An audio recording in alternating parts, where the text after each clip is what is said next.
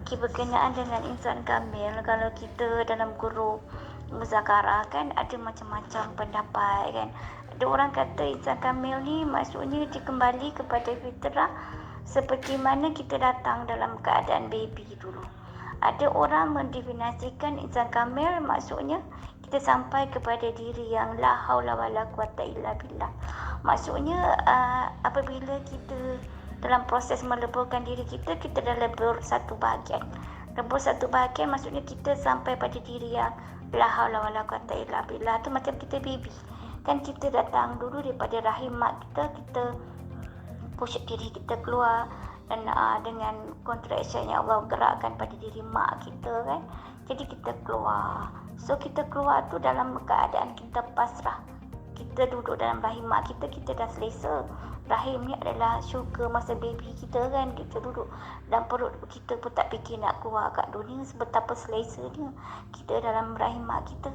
Tapi kita pasrah, kita keluar juga. Jadi kita keluar bila kita keluar ke dunia ni, so itu adalah dipanggil sebagai insan kamil.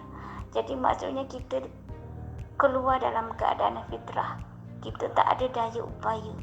Jadi setengah fahaman tasawuf mengatakan insan kamil tu dia merujuk kepada diri kita yang serba lemah seperti kita baby dulu. Maksudnya masa kita baby tu kita tak ada dosa, tak ada pahala. Jadi kat situ mereka mendefinisikan sebagai insan kamil. Jadi sebenarnya diri insan kamil yang mereka definisikan itu adalah berada pada makam pasrah.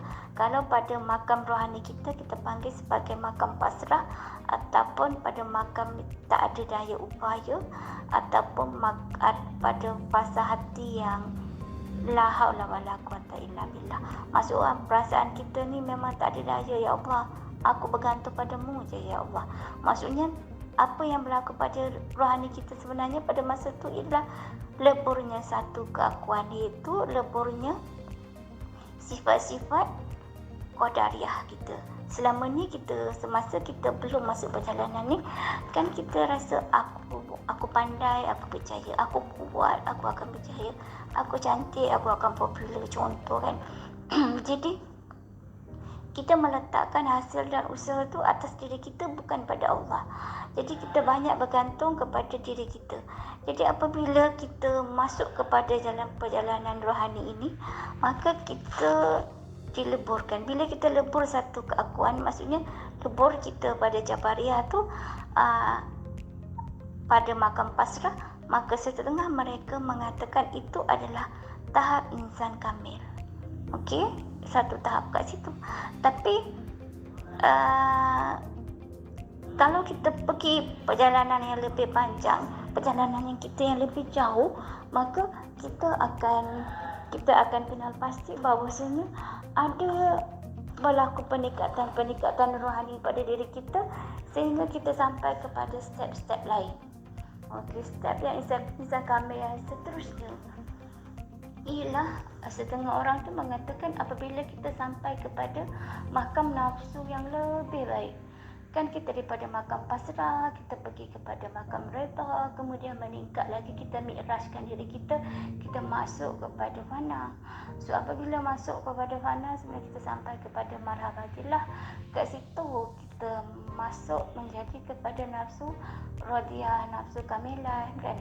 Jadi kat situlah tercapainya insan kamil. Ataupun ada setengah pegangan tu diistilahkan sebagai ihsan. Sebagai ihsan ke Islam, iman, ihsan, yang sampai kepada ihsan tu. Macam tu. Jadi kat situ baru mereka mendefinisikan sebagai insan kamil. Kalau kita nak kepada step yang lebih tinggi, ialah kita kena sampai kepada hamba. Bila sampai kepada akuan hamba, maksudnya Allah dah redha kita sebagai hamba, maka kat situlah insan kamil.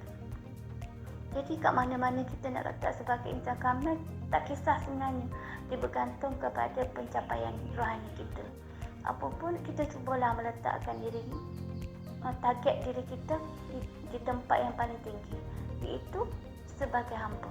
Apabila kita dah sampai menjadi hamba, apabila Allah dah redha kita menjadi hamba dia, bila Allah redha kita sebagai hamba dia, maka insya-Allah selamatlah kita.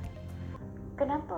Sebab hamba ini adalah sebaik-baik tempat bagi kita lah. Sebagai kita manusia adalah bila kita sampai kepada makam hamba, maksudnya Allah dah akui kita, Allah dah redha dengan kita, maka itulah sebaik-baiknya.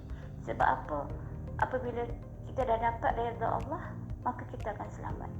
Jadi itulah hakikat ni. Sebenarnya orang tak faham. Sebenarnya hamba ni adalah makam yang tinggi. Apabila kita dah sampai kepada hamba tu, maksudnya kita kalau kita mati pun kita memang tutup mata rapat. Sebab hamba ni adalah Allah cinta. Tak adalah yang Allah paling cinta. Maksudnya bila kita sampai kepada hamba tu, memang Allah cinta sangat-sangat lah dekat kita. Ya, insya-Allah.